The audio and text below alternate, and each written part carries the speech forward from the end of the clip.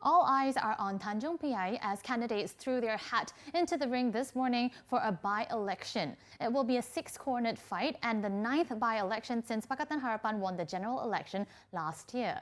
The Election Commission said no candidates were rejected and is expecting a 70% voter turnout by the election.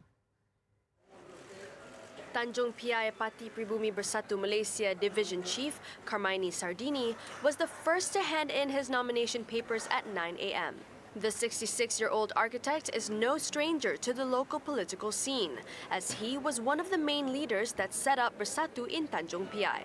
He was a former teacher at SMK Teluk Kerang, who continued his studies in architecture and worked as an architect with Kuala Lumpur City Hall between 1980 to 2000. Karmaini was previously UMNO Tanjung Piai treasurer.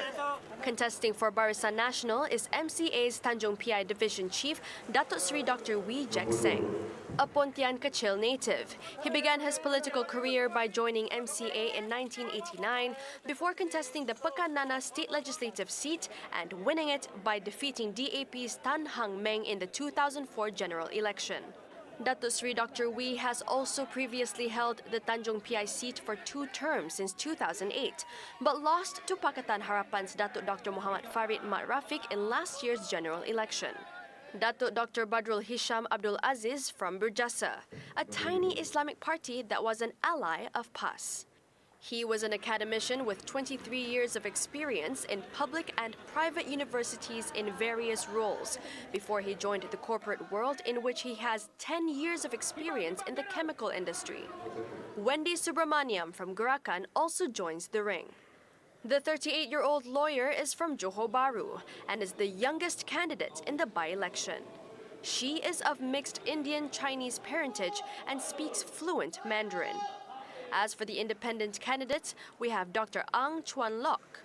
The 49-year-old operates a tuition center and wants to be a third voice who fights for the people. He said education is a key part of his agenda to ensure the community has the right quality of education. The other independent candidate is businesswoman Faridah Aryani Abdul Ghani. The single mother of 4 is a freelance auditor and hails from Simpang Renggam, Johor. She said she was roped into contest at the last minute to replace Shamsu Bahrin after he had a heart attack at 1 a.m. today. Farida said if she was elected, she would fight for all taxi drivers and e-hailing drivers in the country.